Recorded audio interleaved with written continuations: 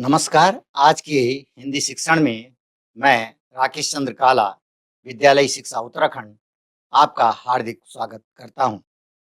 आज हम कक्षा 12 हिंदी पाठ्य पुस्तक आरोह के पाठ 3 बात सीधी थी पर कुंवर नारायण द्वारा लिखी गई कविता पर चर्चा करेंगे। आज के चर्चा के मुख्य बिंदु हैं कविता का वाचन, मुहावरों का प्रयोग और कविता आधारित अभ्यास के प्रश्न। आज हम कुंवर नारायण जी की दूसरी कविता बात सीधी थी पर जो कोई दूसरा नहीं संग्रह में संकलित है उस पर चर्चा करते हैं। कुंवर नारायण जी की दूसरी कविता बात सीधी थी पर जो कोई दूसरा नहीं संग्रह में संकलित है। कविता में तथ्य और माध्यम के द्वंद्व उकेरते हुए भाषा की सहजता की बात की गई है। यहाँ पर तथ्य और माध्यम, तथ्य का मतलब है बात और माध्यम, किस माध्यम से हम बात को कह रहे हैं, उन दोनों में द्वंद्व हो जाता है। और द्वंद्व का मतलब होता है आपसी कलह। वो कैसे होता है? जब हम उसको भाषा में बात को प्रयोग करते हैं तो उसमें एक द्वंद्व हो जाता है।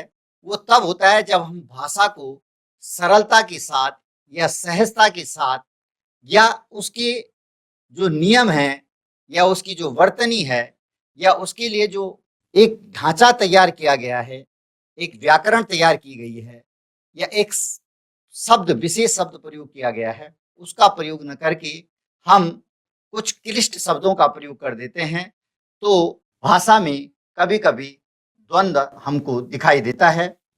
भाषा में हर बात के लिए कुछ खास शब्द नियत होते हैं।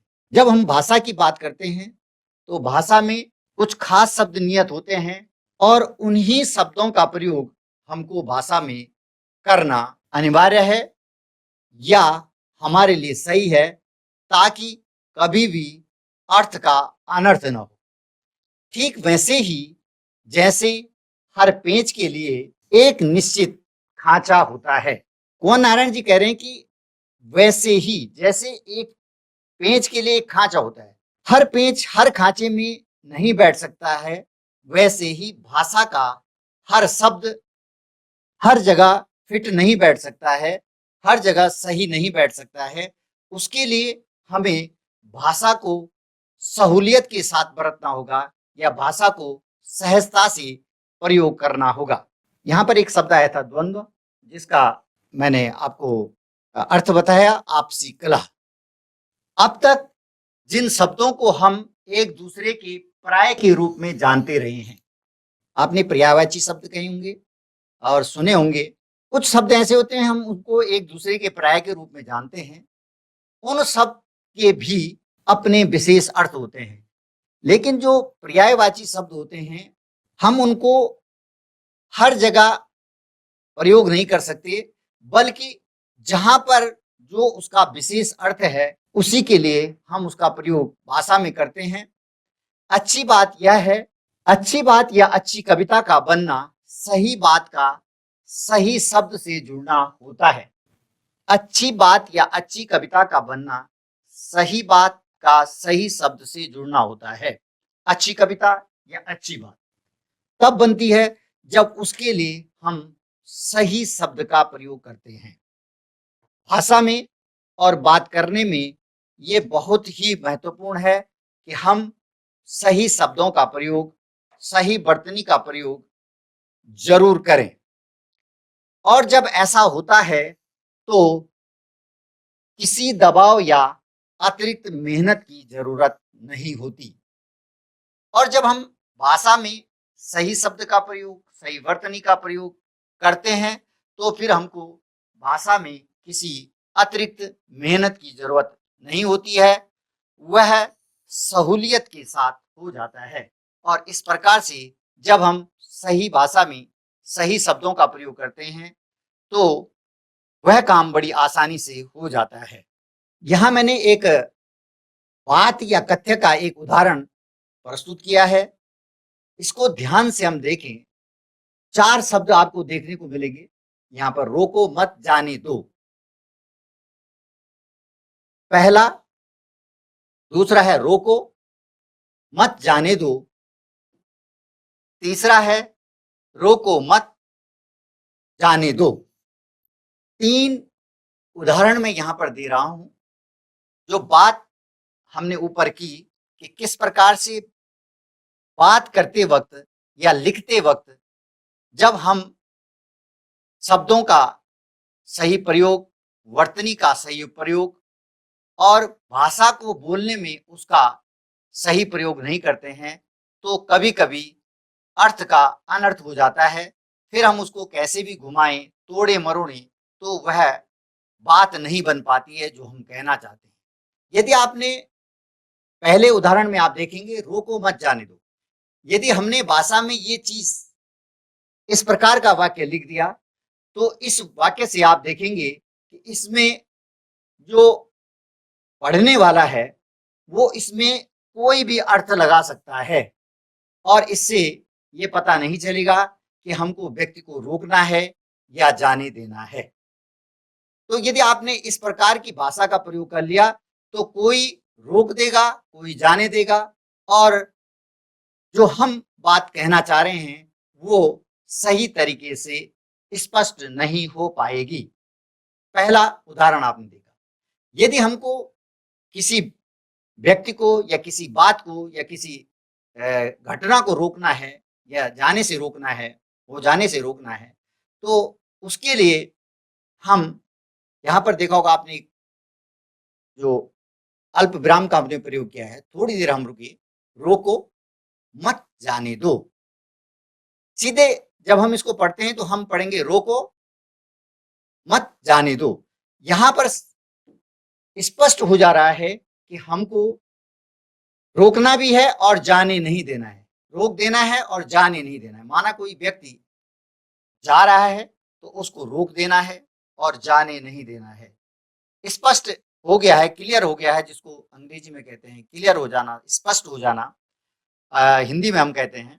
तो स्पष्ट हो गया है कि हमको रोकना है, जाने नहीं देना है।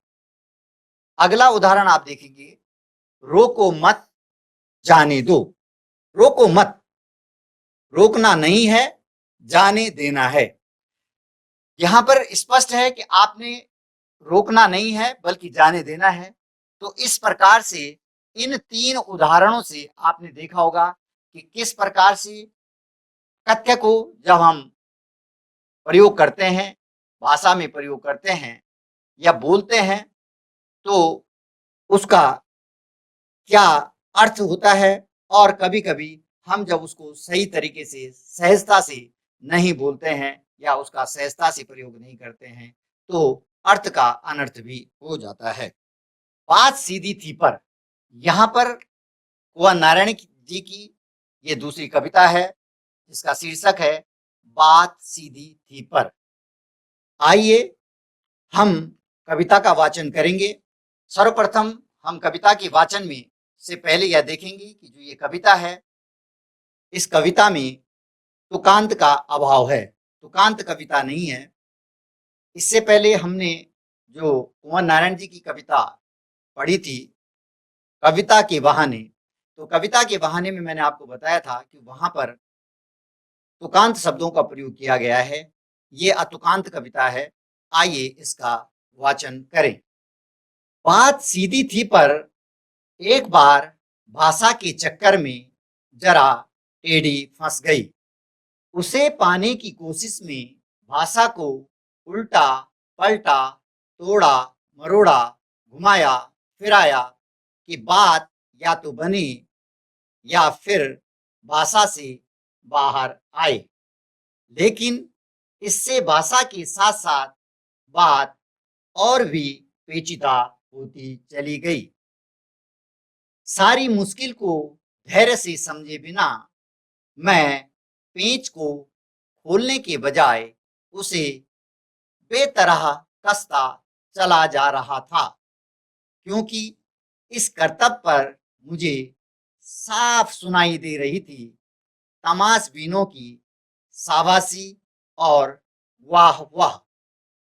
आखिरकार वही हुआ जिसका मुझे डर था। जोर जबरदस्ती से बात की चूड़ी मर गई और वह भाषा में बेकार घूमने लगी। हार कर मैंने उसे कील की तरह उसी जगह ठोक दिया। ऊपर से ठीक-ठाक पर अंदर से न तो उसमें कसाव था, न ताकत। बात ने जो एक शरारती बच्चे की तरह मुझसे खेल रही थी, मुझे पसीना पोंछते देख कर पूछा, क्या तुमने भाषा को सहूलियत से बरतना कभी नहीं सीखा? अभी हमने बात सीधी थी पर कविता का वाचन किया। वाचन में आपने देखा होगा कि कविता बात सीधी थी, एकदम सपाट कविता है और इसमें तुकांत शब्दों का अभाव है। आइए अब हम इस कविता के भावार्थ पर चर्चा करते हैं और देखते हैं कि कवि कुंवर नारायण जी का बात सीधी थी पर कहने का भाव क्या है। आइए अब हम कुंवर नारायण जी की दूसरी कविता बात सीधी थी पर जिसका वाचन हमने अभी किया, उसका भावार्थ जानते हैं। कभी कभी हमारे पास ऐसे प्रश्न भी आ जाते हैं कि कविता का भाव पक्ष लिखिए। यहाँ पर हमको एक बात ध्यान रखनी है कि कविता में कवि के जो भाव हैं वही कविता का भाव पक्ष होता है। कवि कविता में क्या कहना चाह रहे हैं वह कविता का भाव है। आइए कविता के भाव जाने। बात सीधी थी पर एक बार भाषा के चक्कर में जरा टेढ़ी फंस गई। बात सीधी थी, बात बहुत सरल थी, लेकिन भाषा के चक्कर में कभी कभी हम भाषा को चमत्कारिक बनाने के लिए उसको क्लिष्ट बना देते हैं। चमत्कारिक बनाने का चमत्कार का मतलब यह है कि भाषा में हम कभी कभी रस, छंद और अलंकारों का जब प्रयोग करते हैं, विभिन्न प्रकार के रसों का प्रयोग करते हैं, अलंकारों का प्रयोग करते हैं, उसके लिए हम कुछ ऐसे शब्दों को ले आते हैं कि उससे कभी कभी वो शब्द हमको भाषा के चक्कर में या अर्थ के चक्कर में फंसा देते हैं, जिससे वह टेढ़ी हो जाती है। भाषा टेढ़ी हो जाती है। टेढ़ी होने का मतलब है उलझ जाती है। मैंने अभी ऊपर उदाहरण भी दिया था आपको, रोको मत जाने दो। किस तरीके से हम अपनी बात कहना चाह रहे हैं उसको सही तरीके से लिखना या उसको सही तरीके से बोलना। कैसे हम उसको बोलेंगे, कितना हमको कहाँ पर रुकना है। वैसे ही यदि हम भाषा में कभी कभी सरल बात को बहुत क्लिष्ट बना करके कह देते हैं तो वह भाषा के चक्कर में उलझ जाती है। उसे पाने की कोशिश में भाषा को उल्टा पलटा, तोड़ा मरोड़ा, घुमाया फिराया कि बात या तो बने या फिर भाषा से बाहर आए। लेकिन इससे भाषा के साथ साथ बात और भी पेचीदा होती चली गई। उसे पाने की कोशिश में, उसे उसे का मतलब बात को या भाषा को, जो बात हमने कही है उसको पाने की कोशिश, उसको सही करने की कोशिश। जब टेढ़ी फंस जाती है, उलझ जाती है बात, तो फिर हम उसको सही करने का प्रयास करते हैं। और कभी कभी आपने देखा होगा हमारे देश में कुछ बड़े बड़े लोग कई बातों को ऐसे बोल जाते हैं। आपने देखा होगा टेलीविजन पे या इंटरनेट पे, आपने देखा होगा जो हम हमारे देश के अच्छे लोग भी कभी कभी ऐसी बात बोल जाते हैं कि उसका पूरा मीडिया में बतंगड़ बन जाता है। फिर वो आकर के सफाई देते हैं कि हमारे बात का कहने का ये अर्थ नहीं था, हम ऐसा नहीं कहना चाह रहे थे। लेकिन चूंकि बात तो मुंह से निकल चुकी है, बात तो निकल चुकी है। कहा जाता है कि मुंह से निकली भी बात कभी वापस नहीं आती।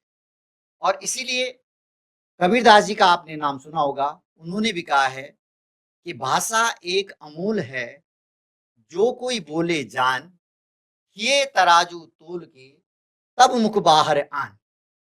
ये प्रसिद्ध दोहा है कबीरदास जी का कि वो कहते हैं कि भाषा एक अमूल है, अमूल्य चीज है। ये बहुत अमूल्य चीज है, जो बात हम मुंह से कहते हैं बहुत अमूल्य चीज है। लेकिन जो कोई बोले जान, जिसको बोलना आए, बात को बोलना ही सबसे बड़ी बात है।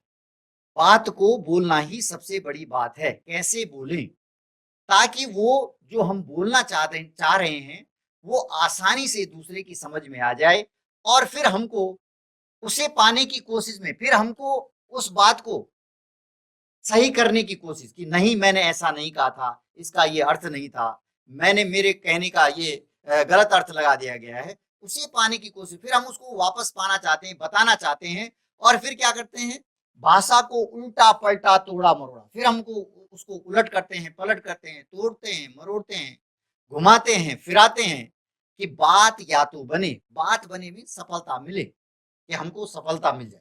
बात या तो बने, बात बन, एक मुहावरा है बात बनना, बात बनना मीन्स सफलता मिलना। हम कहते हैं हमारी बात बन गई। तो आपने देखा होगा यदि आप कला पक्ष की बात करेंगे इस कविता में तो हम देखेंगे कि यहाँ पर मुहावरेदार भाषा है, भाषा में मुहावरों का प्रयोग किया गया है, बात का बनना सफलता मिलना। फिर हम सोचते हैं कि हमको उस बात पर सफलता मिले या फिर हम कहते हैं कि भाषा से बाहर आए या हम जो हमने बात कही है उससे हम बाहर ही निकल जाए, उससे हट जाएं कि हमने हमसे गलत हो गया। अंत में हम क्या कहते हैं कि गलती कर दी, हमने गलत बोल दिया है, लेकिन एक बार तो बोल चुके हैं। लेकिन इससे भाषा के साथ साथ बात और भी पेचीदा, पेचीदा का मतलब होता है कठिन। अब इससे क्या होता है, जब हम भाषा को इस प्रकार से प्रयोग कर देते हैं कि उसको घुमाते हैं, फिराते हैं, तोड़ते हैं, मरोड़ते हैं, सोचते हैं कि बात बन जाए, सफलता मिल जाए, लोग हमारी बात को समझ जाएं, लेकिन इससे भाषा के साथ में बात और भी कठिन हो जाती है, समझने में और भी कठिन हो जाती है और वो हमेशा परेशानी का सबब बनती है। सारी मुश्किल को धैर्य से समझे बिना मैं पेंच को खोलने के बजाय उसे बेतरह कसता चला जा रहा था। सारी मुश्किल को धैर्य से समझे बिना, जब बात बिगड़ जाती है, बात का बिगड़ना, बात जब बिगड़ जाती है, जब बात का बतंगड़ बन जाता है तो फिर क्या होती है, आदमी अपना धैर्य खो देता है। और जब आदमी या मनुष्य या कोई व्यक्ति अपना धैर्य खोता है तो फिर उसके लिए बड़ी मुश्किल हो जाती है। सारी मुश्किल को धैर्य से समझे बिना फिर उसका धैर्य खो जाता है और वो बात की जो मुश्किल है, भाषा की जो मुश्किलें हैं उसको नहीं समझ पाता है। और होता क्या है, मैं पेंच को खोलने के बजाय, कभी कभी हम किसी स्थान पर कोई पेंच आपने देखा होगा, पेंच के एक निश्चित, यहाँ पर चित्र में भी आपको दिखाई दे रहा है, एक पेंच है, कील है, इसके पेंच बने हुए हैं, ये एक निश्चित जगह में ही लगेगी। पेंच के लिए एक निश्चित खांचा होता है, उस पर लगती है, तो हम उसको जब लगाते हैं गलत खांचे में लगा देते हैं या गलत तरीके से लगा देते हैं तो आपने देखा होगा कि वो सही तरीके से लगती नहीं है, फिर हम उसको खोलना चाहते हैं। और कभी कभी ऐसा होता है कि पेंच इस तरीके से अड़ जाता है कि हम उसको खोल भी नहीं पाते हैं, और जब खोल नहीं पाते हैं तो फिर क्या होता है, उसे बेतरह कसता चला जा रहा था, फिर हम उसको जबरदस्ती, बेतरह का मतलब बुरी तरह, फिर हम उनको उसको उसी स्थान पर जबरदस्ती कस देते हैं। ये हमारे साथ ऐसा होता है, कभी कभी हम पेंच को इस प्रकार से लगा देते हैं कि वह फंस जाता है और उसके बाद हम उसको बाहर निकालना चाहते हैं, वो पेंच बाहर नहीं निकलता है, फिर हमको क्या करते हैं, उसको बुरी तरह उसी स्थान पर उसको कस देते हैं। और इससे क्या होता है, ऐसे हम भाषा का भी प्रयोग करते हैं। जब बात का बतंगड़ बन जाता है, बात बिगड़ जाती है, फिर हम उसको क्या करते हैं, हम अपना धैर्य खो देते हैं और फिर उस पर बात से बात निकलती है, फिर बात से बात निकलती है और फिर क्या होता है, क्योंकि इस कर्तव्य पर मुझे साफ सुनाई दे रही थी तमाशबीनों की शाबाशी और वाह वाह। और फिर क्या होती है, हमारा जो कर्तव्य है, हमारे जो कार्य हैं, बात करने का जो तरीका है, उस पर हमको सुनाई देती है तमाशबीनों, जो तमाशबीन होते हैं, जो दर्शक होते हैं, दर्शकों के आगे जब बात निकल जाती है तो फिर उस बात पर जो जैसा समझेगा वो उस पर या तो शाबाशी देगा या वाह वाह करेगा या फिर नाराजगी प्रकट करेगा। तो इससे कवि यहाँ पर कहना चाह रहे हैं कि हमको जब बात को भाषा में प्रयोग करना हो तो उसको बड़ी सरलता और सहजता से प्रयोग करना चाहिए। कबीरदास जी ने कहा है ऐसी बाणी बोलिए मन का आपा खोए, औरन को शीतल करे आपहु शीतल होए। वाणी को बोलने से पहले हमको ऐसी वाणी बोलनी चाहिए कि उससे दूसरों को भी ये लगे कि उसको भी शांति मिले, उसको भी अच्छा लगे और खुद के हृदय को भी शांति मिले। इस प्रकार से वाणी को हमको बोलना चाहिए। इसी प्रकार से कुंवर नारायण जी कह रहे हैं कि हमको बड़ी सरलता से और बड़ी सहजता से, बड़ी सहूलियत के साथ में बात को कहना चाहिए। आखिरकार वही हुआ जिसका मुझे डर था। अब क्या हुआ? जब हम आप देख रहे चित्र में भी देख रहे हैं, जब हम किसी पेंच को या किसी कील को किसी स्थान पर ऐसे रखते हैं कि वह उस स्थान से न तो बाहर आ पाती और न अंदर जा पाती, तो हम उसको बेतरह बुरी तरह वहीं पर कस देते हैं। तो क्या होता है? वही हुआ, आखिरकार वही हुआ। कील के साथ जो हुआ वो वही बात भाषा के साथ हो जाती। तुलना कर रखी है, बात की तुलना यहाँ पर कवि ने एक पेंच से कर रखी है। जैसे हम किसी पेंच को निकालने की कोशिश करते हैं और निकलता नहीं है, ठोकने की कोशिश करते हैं, ठोकी नहीं जाती, तो हम क्या करते हैं, उसको बेतरह जबरदस्ती वहीं पर कस देते हैं। उससे क्या होता है? जोर जबरदस्ती से बात की चूड़ी मर गई। जब हम जबरदस्ती करते हैं तो क्या होता है? पेंच की चूड़ी टूट जाती है। जिस खांचे पे नहीं आता है तो पेंच की चूड़ी चूड़ी टूट जाती है। उसी प्रकार से बात की चूड़ी मर गई। बात की चूड़ी मर जाने का मतलब होता है बात का प्रभावहीन हो जाना। बात प्रभावित नहीं करती है, प्रभावहीन हो जाती है। जैसे पेंच की चूड़ी टूट जाती है या मर जाती है, उसी प्रकार से बात भी प्रभावहीन हो जाती है और वह भाषा में बेकार घूमने लगी। और इस प्रकार से क्या होता है कि बात भाषा में बेकार घूमने लग जाती है। मैंने कहा कि बात का बतंगड़ बन जाता है या बात बनने से रह जाती है। जो बात हम कहना चाहते हैं उसमें हमको सफलता नहीं मिलती है और वह बेकार भाषा में घूमने लग जाती है। हार कर मैंने उसे कील की तरह उसी जगह ठोक दिया। अब क्या होता है? कील जब नहीं निकलती है, ना सही स्थान पर जाती है, तो हम क्या करते थे? हथौड़े से, जैसे यहाँ पर देखो, हथौड़े से उसको वहीं पर मार देते हैं और कील को वहीं पर, फिर कभी कभी कील मुड़ जाती है या उसके पेंच टूट जाते हैं या हम उसको जबरदस्ती वहां पर ठोक देते हैं। ये हमारे साथ आखिर होता है, ऐसा होता है। तो यहाँ पर बात की जो बात कर रखी है या बात की जो तुलना कर रखी है वो कील से कर रखी है। एक तरीके से आप देखेंगे उपमा अलंकार का प्रयोग भी कर रखा है कि हार कर मैंने उसे कील की तरह उसी जगह ठोक दिया। अब यहाँ पर क्या मतलब है? कील को उसी जगह ठोकने का मतलब क्या है कि हम कहते हैं फिर जब बात नहीं बनती है तो हम बोलते हैं हमने इस प्रकार से बोलना चाहा था, हमारा बोलने का अर्थ ये था, हम इस तरीके से बात करना चाह रहे थे, मेरे लिखने का मतलब ये नहीं था। तो फिर जब दूसरा नहीं समझता है तो हम बोलते हैं भाई अब आप जो चाहो वो समझो, मैंने तो बोल दिया। वही है कि जब कील बाहर नहीं निकली, न वह अपने स्थान पर गई, तो हम उसको जबरदस्ती उसी स्थान पर ठोक देते हैं। वही है कि हार कर मैंने उसे कील की तरह उसी जगह पर ठोक दिया। ऊपर से ठीक-ठाक। अब वो कील ऊपर से तो ठीक-ठाक दिखाई देती है जब हम उसको उसी जगह पे ठोक देते हैं, जब वो बाहर नहीं निकलती है, ना अंदर जाती है, तो ऐसा लगता है जैसे ऊपर से ठीक-ठाक पर अंदर से न तो उसमें कसाव था। कसाव का मतलब होता है पकड़। ऐसी कील या ऐसा पेंच जब आपने जबरदस्ती उसको बेतरह वहीं पर कस दिया या जबरदस्ती कील को ठोक दिया, नहीं जा रही थी कील, तो उससे क्या होता है कि उसमें उस कील में पकड़ नहीं रहती है, उसमें कसाव नहीं होता है और न ताकत और न उसमें ताकत होती है। उसी प्रकार से बात को भी जब हमने भाषा में प्रयोग कर दिया और उसको इस प्रकार से प्रयोग किया कि उसको सही वर्तनी के साथ प्रयोग नहीं किया, सही शब्दों के साथ प्रयोग नहीं किया, सही जगह पर सही शब्द का प्रयोग नहीं किया, क्लिष्ट बना दिया, चमत्कारिक बनाने के चक्कर में उसको और ज्यादा क्लिष्ट बना दिया। उससे क्या होती है कि फिर हम, मैंने जैसे आपको पहले भी बताया, तो फिर हम वही कहते हैं कि अब तो हम बोल चुके, अब आपको जो भी अर्थ लगाना है। तो उससे क्या होता है कि उसमें न तो कसाव रहता है, न उसमें ताकत रहती है। जैसे कील में न कसाव है, न ताकत है।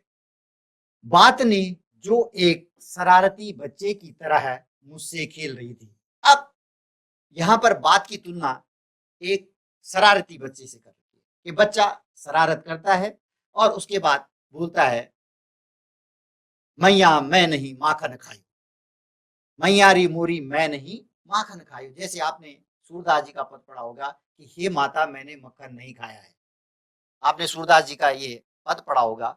उसी प्रकार से एक बच्चा जब शरारत करता है और उसके बाद बोलता है कि मैंने शरारत नहीं की है, उसी प्रकार से बात ने जो एक शरारती बच्चे की तरह मुझसे खेल रही, जैसे शरारती बच्चा खेल करता है उसी प्रकार बात भी अब मुझसे खेलने लगी और कहने लगी, मुझे पसीना पोंछते देख कर पूछा। पसीना पोंछता निराश होकर। और फिर क्या होते हैं, जब बच्चा झूठ बोलता है उसके बाद जब उसका सच सामने आता है तो वह निराश हो जाता है और अंत में कह देता है कि मैयारी मोरी मैंने ही माखन खाई। आपने देखा होगा, पहले कहते हैं कृष्ण भगवान जी की मैया मोरी मैं नहीं माखन खायो, हे माता मैंने माखन नहीं खाया है। और उसके बाद जब माँ उसको उदाहरण देती है कि तेरे मुंह पे दही लगा हुआ है, मक्खन लगा हुआ है और कह रहे हो कि मैंने नहीं खाया है, और कई उदाहरण देकर के बोलती है, तो उसके बाद क्या होता है कि मैया कहती है कि तुमने ही माखन खाया है। कृष्ण भगवान कहते हैं मैंने नहीं खाया। तो अंत में कृष्ण भगवान कहते हैं कि मैयारी मोरी मैंने ही माखन खायो, तो कि मैंने ही माखन खाया है। तो वही बात यहाँ पर है कि अंत में वह बात मुझसे पसीना पोंछते हुए पूछा। किसने पूछा? शरारती बच्चे ने। क्या पूछा? क्या तुमने भाषा को सहूलियत से बरतना कभी नहीं सीखा है? फिर ये पूछा है पसीना पोंछते हुए। पसीना पोंछने का मतलब निराश होते हुए। मुझे पसीना पोंछते देखकर, मुझे निराश देखकर एक बच्चे ने, शरारती बच्चे ने जो मुझसे खेल रही थी, ये पूछा कि क्या तुमने भाषा को सहूलियत से बरतना कभी नहीं सीखा? क्या तुमने भाषा को सही तरीके से लिखना, पढ़ना, बोलना सीखा है या नहीं? कहने का मतलब यहाँ पर है ये प्रश्नवाचक चिन्ह के साथ कवि का जो ये कविता है, कवि की जो ये कविता है कुंवर नारायण जी की, उसको उन्होंने प्रश्नवाचक चिन्ह के साथ समाप्त किया है कि क्या तुमने सहूलियत भाषा को सहूलियत से बरतना कभी नहीं सीखा। कहने का मतलब यह है कि भाषा को क्या तुमको सही तरीके से प्रयोग करना आता है कि नहीं आता है। और इसलिए बरतना, बरतना का मतलब प्रयोग करना, हम भाषा को सुविधाजनक रूप में सही तरीके से प्रयोग करें, सरलता से प्रयोग करें और इस प्रकार से अपनी बात को कहें कि सामने वाले को हमारी बातें आसानी से समझ में आ जाए।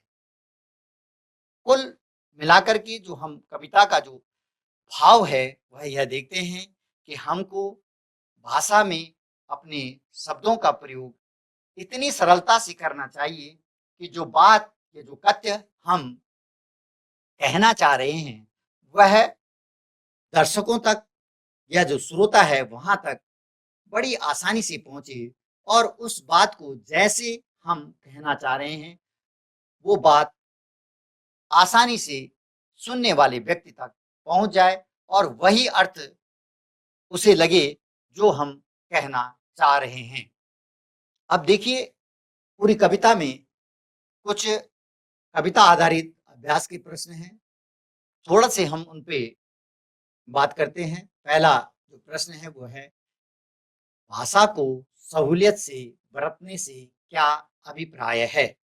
मैंने बताया था सहूलियत का मतलब होता है सरलता। भाषा को सहूलियत से बरतने का अभिप्राय क्या है? क्या अभिप्राय है?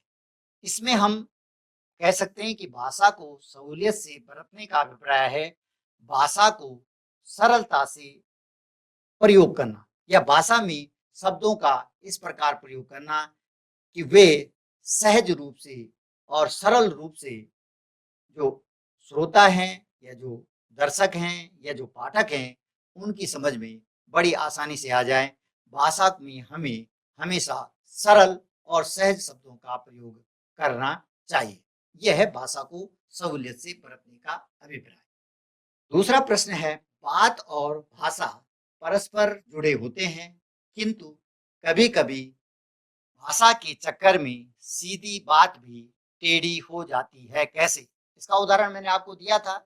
ऐसे आप अपने रोको मत जाने दो, इस प्रकार के एक उदाहरण मैंने आपको दिया था। तो आप बता सकते हैं कि बात और भाषा परस्पर जुड़े हुए हैं। जब बात हमने मुंह से की है, उसको जब हम भाषा में प्रयोग करते हैं, तो वर्तनी के साथ, शुद्धता के साथ, व्याकरण के साथ सही तरीके से भाषा में प्रयोग करें। जो हमारे बोलने का जो तरीका है, उसमें भी यदि अल्प विराम है तो थोड़ी समय के लिए, पूर्ण विराम है तो ज्यादा समय के लिए, अर्ध विराम है तो थोड़ा कम समय के लिए, यदि विस्मय बोधक चिन्ह है तो विस्मय के साथ में, और यदि प्रश्नवाचक चिन्ह है तो प्रश्न के साथ में, किस प्रकार से हम बात को भाषा में प्रयोग करें, ये बहुत जरूरी है। अन्यथा बात जो है वो सीधी बात भी टेढ़ी हो जाती है। ये आप इसका उत्तर लिख सकते हैं। अब यहाँ पर बात कथ्य के लिए नीचे दी गई विशेषताओं का उचित विभव और मुहावरों से मिलान कीजिए। यहाँ पर जो कविता में कुछ मुहावरे बात से संदर्भित आए हैं, वो हम उनको देखेंगे। 5 मुहावरे यहाँ पर हैं। पहला है, बात की चूड़ी मर जाना। दूसरा, बात की पेंच खोलना। तीसरा, बात का शरारती बच्चे की तरह खेलना। चौथा, पेंच को कील की तरह ठोक देना। और बात का बन जाना। हमको क्या करना है, इनका सही मिलान करना है। यहाँ पर एक मिलान मैंने करके आपको बताया है कि बात का बन जाना, बात का बनने का मतलब होता है कथ्य और भाषा का सही सामंजस्य बनना। बात का बन जाना, सफलता प्राप्त हो जाना, ये भी इसका अर्थ है। या कथ्य और भाषा का सही सामंजस्य, जो हमने कहा है उसको भाषा में हमने सही तरीके से उसका सामंजस्य बैठा दिया है, वही बात का बन जाना।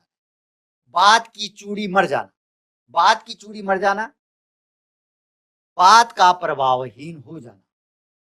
तो आप इसको इससे मिलान करते हैं। बात की चूड़ी मर जाना, बात का प्रभावहीन हो जाना, बात के पेंच खोलना। बात के जब हम पेंच खोलते हैं, उसका मतलब होता है बात को सहज और स्पष्ट कर देना। पेंच खोलने का मतलब हम अपनी जगह वापस आ गए, हमने बात को सहजता से, सरलता से और स्पष्ट रूप से कह दिया। बात का शरारती बच्चे की तरह खेलना। अगला मुहावरा है कि बात का शरारती बच्चे की तरह खेलना। बच्चा जब शरारत करता है तो पकड़ में नहीं आता है। उसी प्रकार से बात में भी जब शरारत हो जाती है, बात में भी हम शरारत कर जाते हैं, तो फिर वो पकड़ में नहीं आती है। तो इसका अर्थ होता है बात का शरारती बच्चे की तरह खेलने का मतलब हो गया बात का पकड़ में न आना। पेंच को कील की तरह ठोक देना। पेंच को कील की तरह ठोक देना, मैंने कहा था जब हम पेंच को जबरदस्ती कील की तरह ठोक देंगे, कील अलग है, पेंच अलग है। पेंच के लिए एक निश्चित खाना होता है, कील में कील हम ठोक देते हैं, उसके नीचे नुकीला होता है, पेंच में खांचे होते हैं। तो जब पेंच को हम कील की तरह ठोक देते हैं तो वो क्या करती है, वो सही स्थान पर नहीं जा पाती है, सही तरीके से उसमें कसावट नहीं होती है। उसी प्रकार बात में कसावट का न होना। पेंच को कील की तरह ठोक देने का मतलब होता है बात में कसावट का न होना।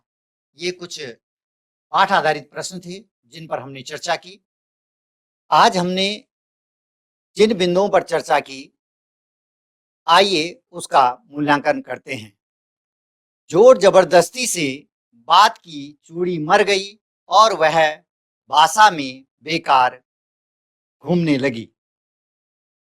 उक्त पंक्तियों का भाव स्पष्ट कीजिए।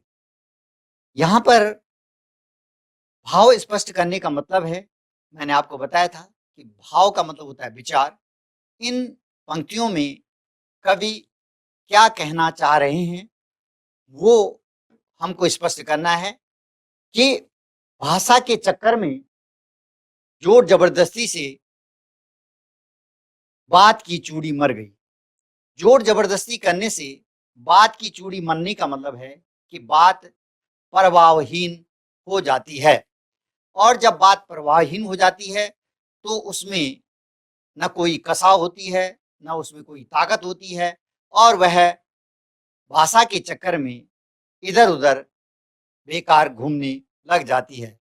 कहने का तात्पर्य यह है कि हमको भाषा को सरलता से और सहजता से प्रयोग करना चाहिए। किसी कथ्य को या किसी बात को बड़े सरल और सहज तरीके से उसका प्रयोग भाषा में करना चाहिए। आज हमने जिन बिंदुओं पर चर्चा की उन्हें देखते हैं।